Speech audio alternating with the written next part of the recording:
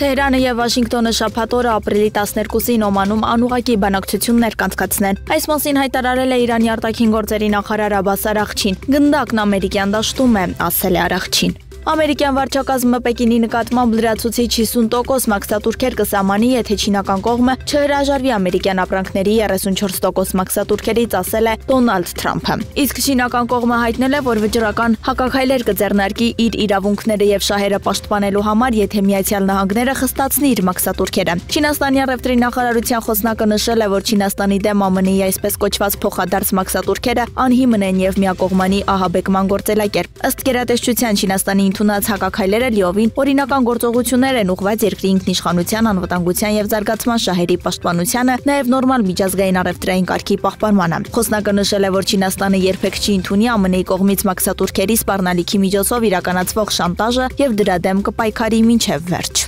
Եվրահանձնաժողովն առաջարկել է 25% պատասխան մաքսատուրքեր սահմանել ամերիկյան մի շարք ապրանքների նկատմամբ ի պատասխան ԱՄՆ նախագահ Թրամփի պողպատի եւ ալյումինի նկատմամբ սահմանած մաքսատուրքերի։ Նշվում է, որ որոշ ապրանքների նկատմամբ մաքսատուրքերն ուժի մեջ կմտնեն մայիսի 16-ից, իսկ մյուսների նկատմամբ դեկտեմբերի 1-ից ոչ ուշ։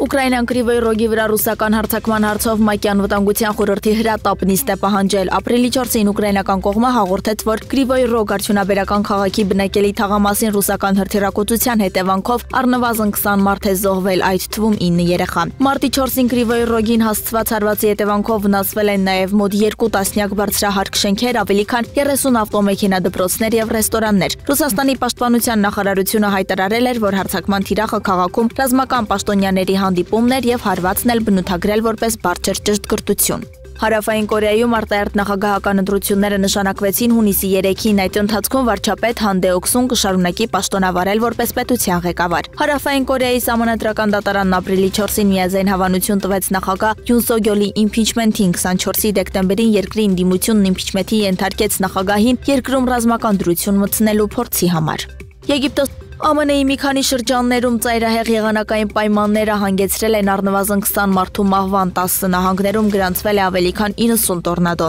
Տեղատարապ անձրևներն ավերիչ ջրհեղեղներ են առաջացրել ԱՄՆ-ի կենտրոնական հատվածում։